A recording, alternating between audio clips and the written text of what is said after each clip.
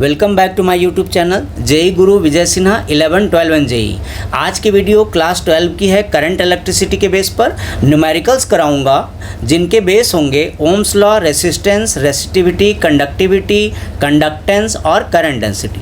इसके पहले कि मैं क्वेश्चन करना स्टार्ट करूं, आप हमारी इस वेबसाइट को सेव कर लो, pcmconceptclear.com, स्क्रीनशॉट ले लो या बुक मार्क कर लो। इस पर आपको सारे स्टडी मटेरियल बिल्कुल फ्री के मिलते हैं। हम लोग फटाफट आगे बढ़ते हैं। देखो फॉर्मूला जो यूज करूंगा 1 to 6 आप स्क्रीनशॉट लेकर के रख लो, आपके लिए सारा काम इजी हो जाएगा। चलिए हम लोग स्टार्ट करते हैं। फर्स्ट क्वेश्चन में देखो एक कॉपर वायर है जिसकी रेडियस 0.1 मिलीमीटर है, रेजिस्टेंस 1 किलोवाट है और वोल्टेज 20 वोल्ट है। इलेक्ट्रॉन्स कितने ट्रांसफ़र होंगे, how many electrons will be transferred पर सेकंड। और दूसरा है कि करंट एंड डेंसिटी बता दो।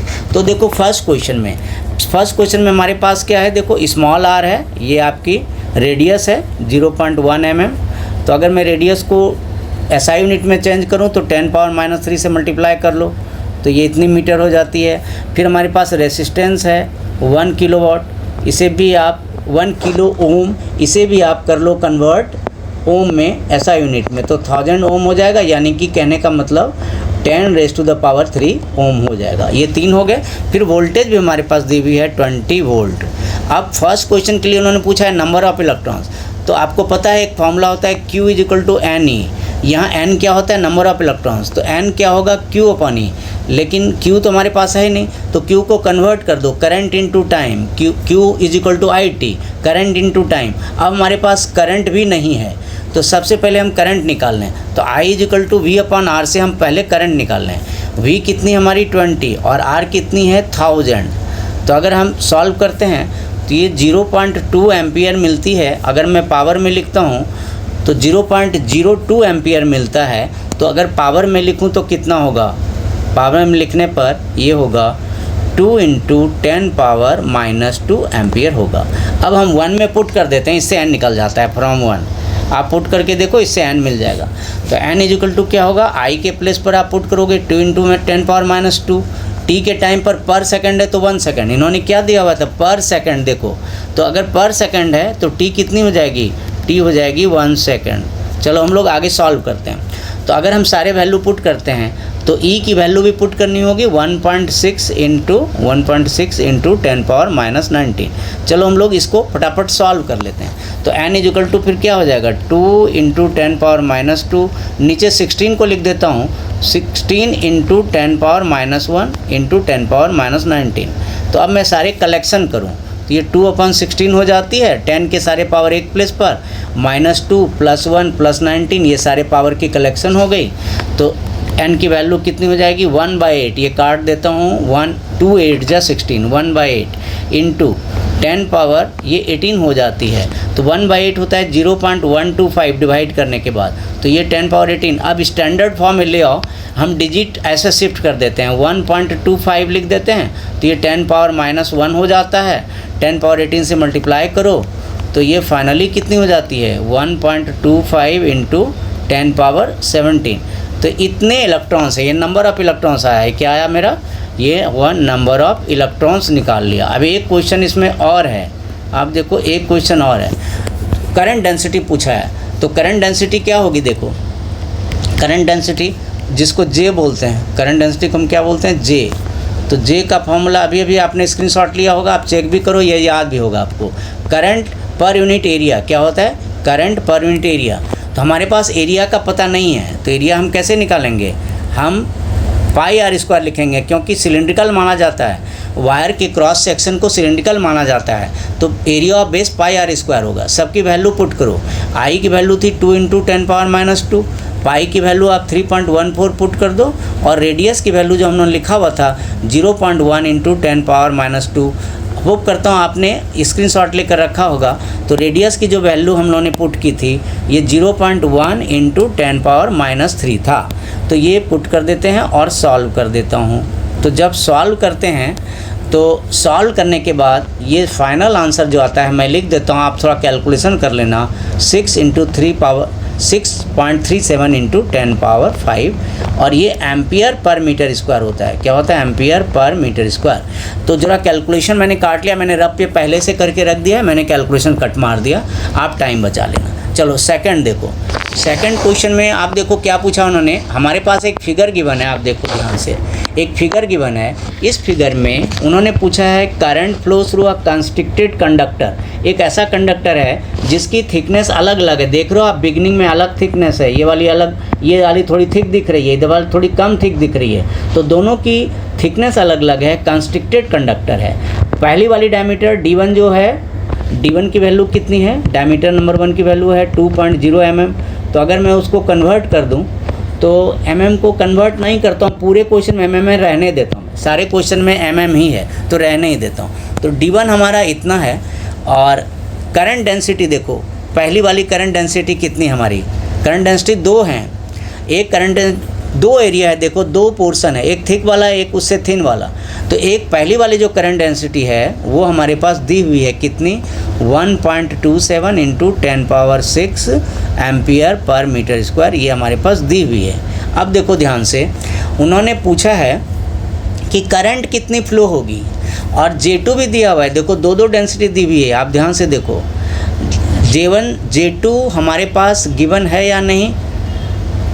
J2 बाद में सेकंड पार्ट में है J2, लेकिन फर्स्ट पार्ट में करंट चाहिए।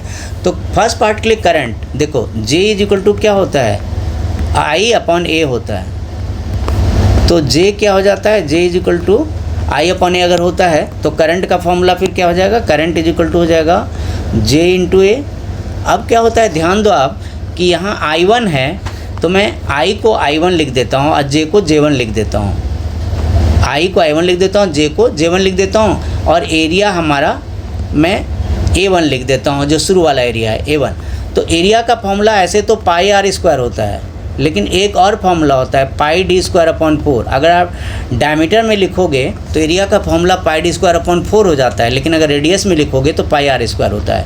तो हम लोग πd²/r वाला पुट कर देते हैं, तो J1 इंटू πd1²/4 ये पुट कर दिया। अब सबकी वैल्यू हम पुट कर देते हैं, तो वैल्यू पुट करो, देखो J1 की वैल्यू 1.27 इंटू 10⁻6, फिर पाई की वैल्यू 3.14, और D1 यानी डायमीटर नंबर 1 की वैल्यू 1 इंटू 10⁻−3, ये डायमीटर नंबर 1 है। Diameter number 1, diameter number 2, diameter number 1 हमारी 2 है, ध्यान से देखो, डायमीटर नंबर 1 हमारी कितनी है, 2 है। तो अगर मैं मीटर में कन्वर्ट कर दूं तो ये 2 इंटू 10⁻−3 हो जाता है मीटर में। तो अगर मैं कन्वर्ट कर दूं तो ये होता है आपका 2 इंटू 10⁻−3 होल स्क्वायर/4। तो जब आप सॉल्व करोगे तो आफ्टर सॉल्विंग आपको मिलेगा 3.987 एम्पियर। मैंने रफ़ कैलकुलेशन करके रिज़ल्ट लिख दी है, मैंने पहले से कैलकुलेशन कर दिया था आपके रिज़ल्ट के लिए। तो अब फटाफट हम लोग सेकंड पार्ट पर आते हैं। सेकंड पार्ट में क्या कहते हैं कि अगर ऐसा हो करंट डेंसिटी डबल कर दें तो क्या होता है, डायमीटर का क्या होगा, नंबर 2 डायमीटर कितनी हो जाएगी, करंट डेंसिटी को डबल कर देंगे। तो देखो करंट सेम ही फ्लो हो रहा है, सेकंड पार्ट में देखो करंट हमारा सेम ही फ्लो हो रहा है। तो अगर करंट सेम फ्लो हो रहा है तो हम लिख सकते हैं I1 इक्वल टू I2। तो I1 की वैल्यू हो जाएगी क्या, J1A1, और I2 की वैल्यू कितनी हो जाएगी, J2A2। कैसे निकाला, J इक्वल टू I/A, तो इससे I equal to J into A हो गया। तो हम सबके वैल्यू पुट करके देख लेते हैं कि क्या इफेक्ट पड़ता है। तो J1 एरिया नंबर 1 को लिखता हूँ πd1²/4, और यहाँ J2 लिखता हूँ, और एरिया नंबर 2 को लिखता हूँ πd2²/4। अब सॉल्व करके हम मिसिंग क्वांटिटी D2 निकालेंगे। सेकंड में क्या पूछा उन्होंने, सेकंड में उन्होंने D2 पूछा है, डायमीटर नंबर 2 पूछा है। तो सॉल्व करते हैं, तो देखो क्या क्या होगा, कुछ कट हो रहे हैं, देखो ये कट हो रहा है, ये पाई कट हो रहा है, पाई कट हो रहा है। तो बचता क्या है, J1 into D1² is equal to J2 into D2²। तो हम सारे वैल्यूज पुट कर देते हैं तो हमारा आंसर आ जाएगा। अच्छा, क्वेश्चन में दिया हुआ अकॉर्डिंग क्वेश्चन क्या है कि जो दूसरी वाली डेंसिटी है वो डबल हो जाती है। पहले क्वेश्चन में लिखा हुआ है कि डेंसिटी इज़ डबल्ड, तो हम J2 के प्लेस पर हम क्या पुट कर सकते हैं, देखो J2 के प्लेस पर हम पुट कर सकते हैं 2J1, ये J2 है, इसके प्लेस पर 2J1। अब इसको सॉल्व कर लो, तो जब सॉल्व करेंगे तो देखो क्या हो जाएगा, सॉल्व करने पर क्या होगा, ये J1 कट जाती है, तो हमारा two D T square is equal to हो जाता है हमारा D1 स्क्वायर। अगर हम स्क्वायर रूट ले लें, स्क्वायर रूट लेने पर देखो क्या होता है, स्क्वायर रूट लेने पर होता है √2D2 is equal to D1। तो D2 निकालना है, तो D2 is equal to D1 upon √2। तो D1 की वैल्यू हमारी कितनी थी? D1 की वैल्यू थी हमारी देखो D1 जो हम लोगों ने पहले से नोट किया हुआ 2 इंटू 10⁻³ था। क्या था? 2 इंटू 10⁻³ और ये √2 है, तो 2 अपॉन √2 कितनी हो जाएगी? देखो 2 अपॉन √2 कितनी हो जाएगी? √2 बन जाएगी। तो D2 कितनी हो जाएगी? 2 अपॉन √2 मीन्स √2 इंटू 10⁻³। तो √2 की वैल्यू होती है 1.414। ये मीटर में है इसलिए पावर लगी हुई है मीटर। तो अगर मिलीमीटर में लिखोगे तो कितना लिखना होगा? 1.414 मिलीमीटर हम लिख सकते हैं। होप करता हूँ आपकी कॉन्सेप्ट बिल्कुल क्लियर हो रही होगी। अब हम लोग क्वेश्चन नंबर 3 में शिफ्ट करते हैं। क्वेश्चन नंबर 3 बहुत ही इंटरेस्टिंग क्वेश्चन है। आप देखो, एक वायर है, रेसिस्टेंस दी हुई है, स्ट्रेच करते हैं ओरिजिनल लेंथ का 3 टाइम्स। कितनी स्ट्रेच करते हैं? ओरिजिनल लेंथ के 3 टाइम्स। तो बोलते हैं न्यू रेसिस्टिविटी बताओ और न्यू रेसिस्टेंस बताओ।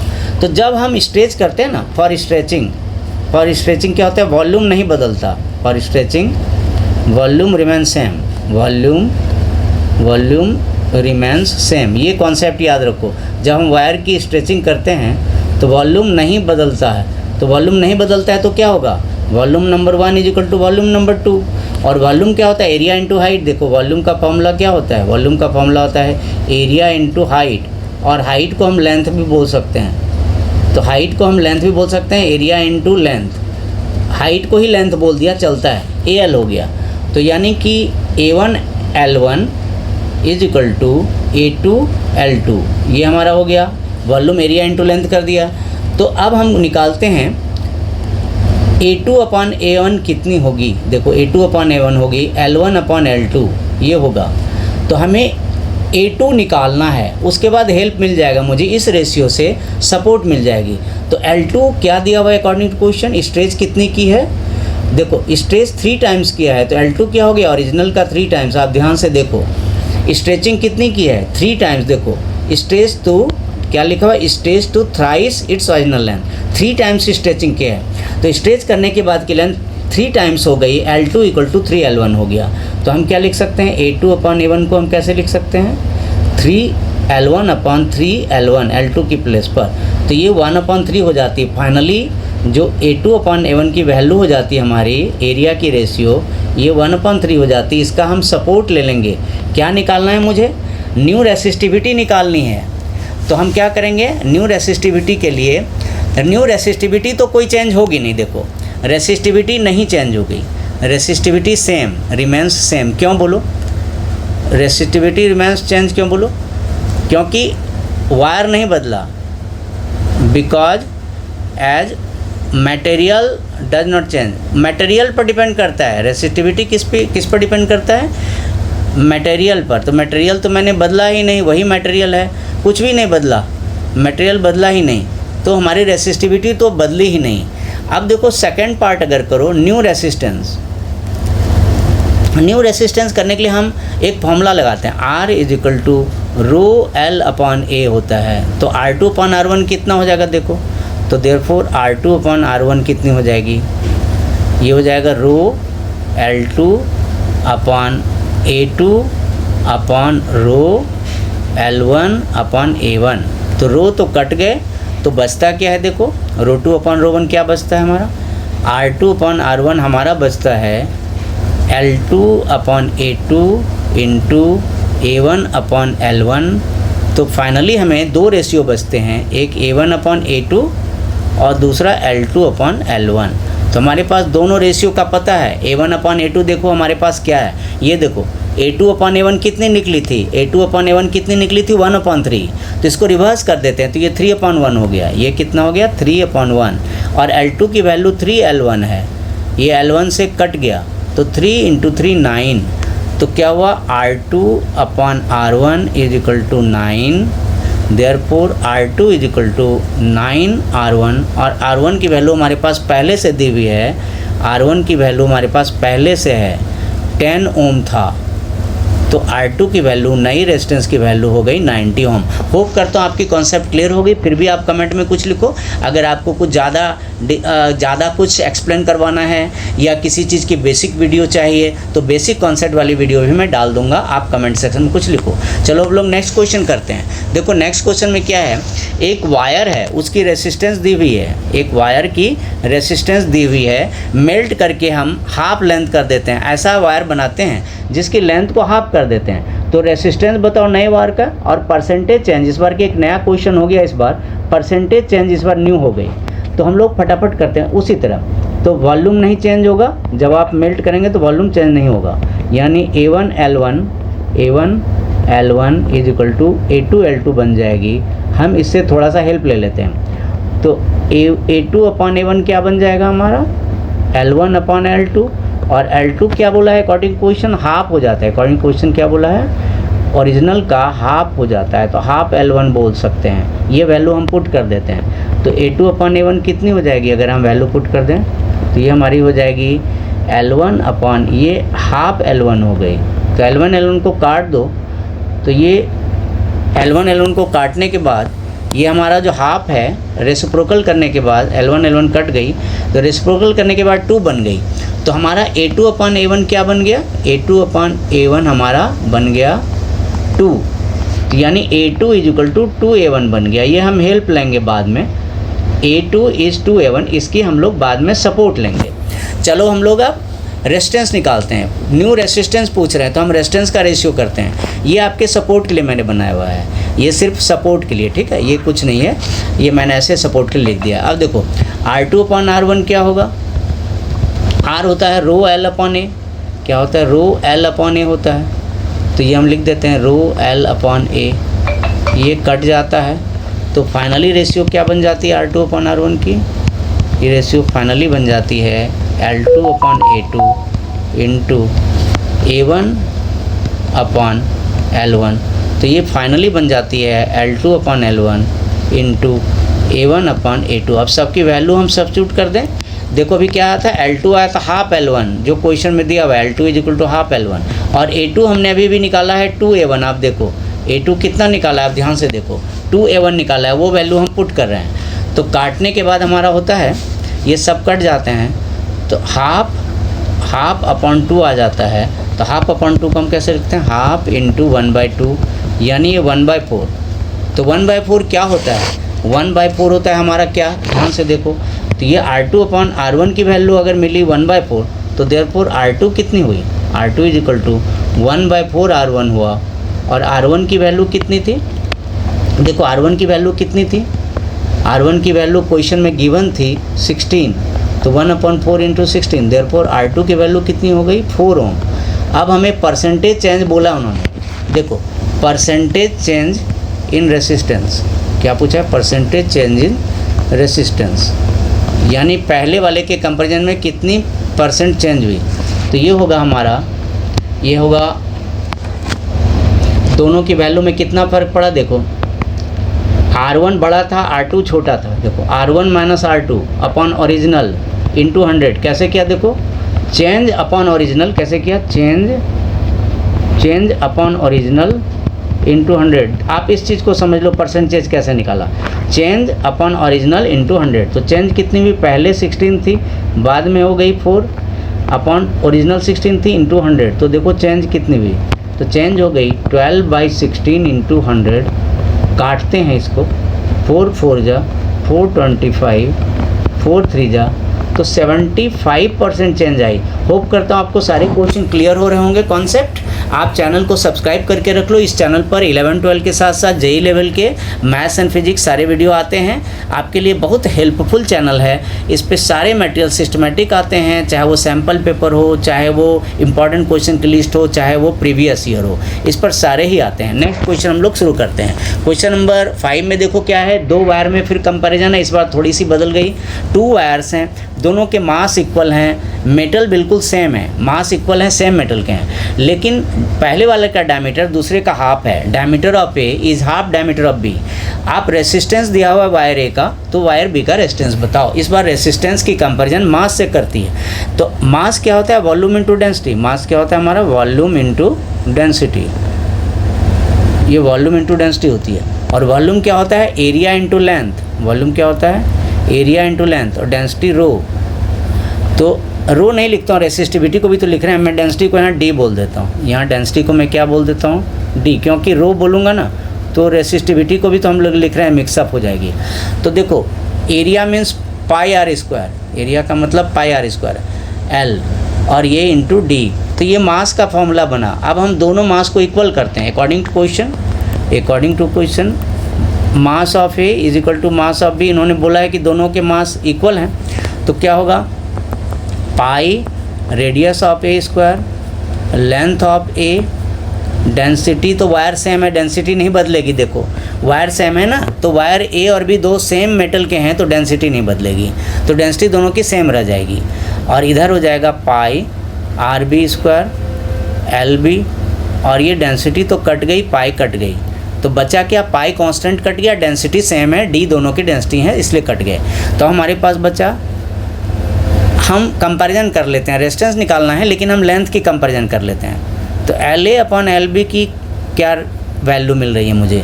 R B square upon are A square. और तो देखो हम लोगों ने अभी दोनों के मास को इक्वल किया, मास को इक्वल करने से हमें रेशियो मिल गई। कौन सी रेशियो मिल गई? ये वाली देखो। इसका हम लोग बाद में यूज करने वाले हैं अभी। अब देखो यूज कैसे करेंगे। क्वेश्चन में लिखा हुआ क्या है? आप क्वेश्चन में देखो, diameter of A is half diameter of B. तो अकॉर्डिंग टू क्वेश्चन क्या है? According to question diameter of A is half diameter of B. इससे हम लोग रेडियस के रिलेशन ले लें। तो डायमीटर क्या होता है? 2 into radius. Diameter is 2 into radius, 2 into radius. तो इससे हम रिलेशन अगर हम लेते हैं तो हमारा रेडियस ऑफ ए जो है हाफ ऑफ रेडियस बी हो जाता है। रेडियस ऑफ ए कितना होता है? Half radius B. तो अगर हम अपोजिट रिलेशन ले तो ज़्यादा हेल्प करेगा। तो देयरफॉर रेडियस ऑफ बी कितनी हो गई? देखो रेडियस ऑफ बी कितनी हो गई? 2 रेडियस ऑफ ए। तो यही हम लोग यूज कर लेते हैं, ज़्यादा अच्छा रहेगा, हम लोग इसको यूज कर लेते हैं। तो उस हिसाब से फ्रॉम 1 अगर हम पुट कर दें, ये कुछ नहीं, ये आपके हेल्प के लिए बगल वाली, ये कुछ नहीं है। तो फ्रॉम 1 अगर हम आर बी और आर ए को रिप्लेस करें तो क्या होता है? देखो L A upon L B कितनी हो जाती है हमारी?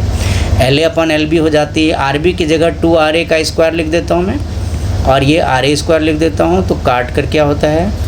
4 R A square upon are A square. ये काटने के बाद सिर्फ 4 हो जाता है। इससे एल ए की वैल्यू 4 टाइम्स एल बी हो जाती है। ध्यान से देखो एल ए की वैल्यू कितनी हो जाती है? 4 टाइम्स एल बी। इसका हम लोग अभी यूज करने वाले हैं, क्योंकि अब हम लोग क्या करेंगे? रेसिस्टेंस की रेशियो निकालेंगे। तो देखो रेजिस्टेंस की ratio, resistance of b upon resistance of a कैसे होगा? रेजिस्टेंस का फॉर्मूला होता है रो एल अपॉन ए। तो क्या करेंगे? Rho l B upon A b, area of b, rho length of a, area of a. तो ये हमने कर लिया, length of a upon area of a. इसको थोड़ा सा सॉल्व करते हैं। बहुत ही इंटरेस्टिंग और इम्पॉर्टेंट क्वेश्चन है, आप वीडियो के एंड तक बने रहना, सारे क्वेश्चन ट्रिकी मैंने उठाए हैं। तो ये L B upon A B into A upon L A. अब इसको थोड़ा सा हम लोग सिंप्लीफाई कर लेते हैं। तो R B upon are A फिर कितनी हो जाती है? देखो R B upon R A कितनी हो जाती है? ये हो जाती है आपकी L B upon L A into A upon A B. तो ए हमें पता नहीं, तो हम पाई आर स्क्वायर में टर्न कर देते हैं। देखो हम ए को पाई आर स्क्वायर में टर्न कर देते हैं। तो ये हो जाता है हमारा l B upon L A into ये pi radius a square upon pi radius b square. तो चलो पाई कट गया, अब हम आराम से सॉल्व कर सकते हैं। तो R B upon R A की वैल्यू में क्या मिल जाती है? R B upon R A की वैल्यू देखो क्या मिल जाती है? ये मिल जाती है L B upon L A into R A square upon R B square. तो देखो हमारे पास रिलेशन कौन कौन से हैं? देखो एल बी और एल ए का रिलेशन देखो, L A is equal to 4 L B है। मैं लिख देता हूँ ब्रैकेट में, क्या है? L A is equal to 4 L B, जो हम लोगों ने पहले निकाल रखा है। आप बैक जाके देख लो एक बार, आप प्रीवियस देख लो, थोड़ा बैक करके देख लो। L A is equal to 4 L b ये यूज करूँगा, और are a is equal to मैं r b is equal to 2 r a use करूँगा। ये भी ध्यान से देखो, are b is equal to 2 r a use करूँगा। आर बी ये सही आया है मेरा, r b is equal to 2 r a, क्योंकि डायमीटर उन्होंने क्या दिया हुआ था? हाँ ठीक है, r b is equal to 2 r a सही आ रहा है। ओके जी ठीक है। तो are b is equal to r a, ये सारे पुट करके हमारा आंसर आ जाएगा। तो हम पुट करते हैं, तो R B upon R A की वैल्यू फिर कितनी हो जाएगी पुट करने से, बोलो। तो therefore r B upon R A कितनी हो जाएगी, पुट करो सारे वैल्यू। तो एल बी की वैल्यू हम रहने देते हैं और एल ए के प्लेस पर हम 4 एल बी लिख देते हैं। फिर आर ए की वैल्यू हम रहने देते हैं और आर बी के प्लेस पर 2 आर ए लिख देते हैं। तो इसके बाद सॉल्व करके देखते हैं कि क्या होता है। देखो ये होता है 1/4 into R A square upon 4 R A square. तो आर स्क्वायर कट जाता है तो ये 1/16 हो जाती है। तो उन्होंने रेजिस्टेंस नंबर 2 पूछा है, रेजिस्टेंस नंबर बी पूछा है। तो R B upon R A अगर हमारा 1/16 हुआ तो आर बी कितनी हुई, देयरफॉर आर बी हमारी कितनी हो जाएगी 1/16 times R A. R A की वैल्यू हमारे पास क्वेश्चन में गिवन है 24, क्वेश्चन में गिवन है आर ए। वायर ए की रेजिस्टेंस गिवन है 24 ओम। 8 3 जा 8 2 जा, तो ये फाइनली आर बी हो गई 1.5 ओम। अब सिर्फ 2 क्वेश्चन बचे हुए हैं, आप वीडियो के एंड तक बने रहना। सिर्फ 2 क्वेश्चन और दोनों छोटे छोटे हैं, बड़े बड़े नहीं हैं। देखो इसमें इन्होंने कंडक्टेंस एंड कंडक्टिविटी पूछा है, रेजिस्टेंस दिया हुआ है। देखो आर कितनी दी हुई है 0.01 ओम। तो हमें क्या क्या निकालना है, कंडक्टेंस एंड कंडक्टिविटी, 2 चीज़ निकालनी है। तो कंडक्टेंस जी बोलते हैं, कंडक्टेंस को हम क्या बोलते हैं, दोनों छोटे छोटे हैं। आप वीडियो के एंड तक बने रहो। साथ ही साथ सब्सक्राइब करना नहीं भूलो चैनल को। ये चैनल आपके लिए बहुत ही वैल्यूबल होने वाला है, क्योंकि 11-12 की मैथ्स एंड फिजिक्स के साथ साथ जेई लेवल के भी मैथ्स एंड फिजिक्स आते हैं और सारे सैम्पल पेपर, सारे प्रीवियस ईयर क्वेश्चन सब कुछ मिलते हैं। तो कंडक्टेंस जी का फॉर्मूला होता है 1/r। Conductance is reciprocal of resistance, conductance is reciprocal of resistance 0.01। तो ये 100/1, यानी कि 100 इसका साइमन होता है, इसका यूनिट होता है साइमन। ठीक, साइमन हो गई। कंडक्टिविटी निकाल रहा हूँ। कंडक्टिविटी क्या होता है, एक फॉर्मूला होता है रेसिस्टिविटी का। कंडक्टिविटी क्या होता है, रेसिस्टिविटी का रेसिप्रोकल होता है। किसका रेसिप्रोकल, रेसिस्टिविटी का। इस तरह से हमारा कंडक्टेंस निकल आया। कंडक्टेंस कितनी आई 107। अब हम लोग क्या करते हैं, रेसिस्टिविटी का अपोजिट होता है कंडक्टिविटी, वो निकालते हैं। Conductivity is the opposite of resistivity, तो वो हम निकालते हैं। कंडक्टिविटी का सिंबल ऐसे होता है = 1 रेसिस्टिविटी। और आपको पता है रेसिस्टिविटी का फॉर्मूला क्या होता है, RA/L। तो L ऊपर की तरफ चली जाएगी तो ये हो जाएगा L/RA। तो L की वैल्यू डालो 0.1 है और आपकी इसकी वैल्यू R की वैल्यू 0.01 है और A की वैल्यू हमें है 10⁻⁴। क्वेश्चन में देखो 10⁻⁴ है। तो हम सारे वैल्यू पुट करेंगे तो ये होगा 0.1/0.01 इंटू 10⁻⁴, और फिर से डेसिमल काटेंगे तो ये होगा 10/1 इंटू 10⁻⁴। तो फाइनली होगा 10⁻⁵, और इसकी यूनिट होती है साइमन पर मीटर। ये 6 क्वेश्चंस पूरे हुए। आज के लिए मैं यहीं पे वाइंड अप करूँगा। आप सबसे यही रिक्वेस्ट है कि आप चैनल को सब्सक्राइब करके रख लो, आपके लिए बहुत ही वैल्यूबल चैनल होने वाला है। Thank you so much, see you soon.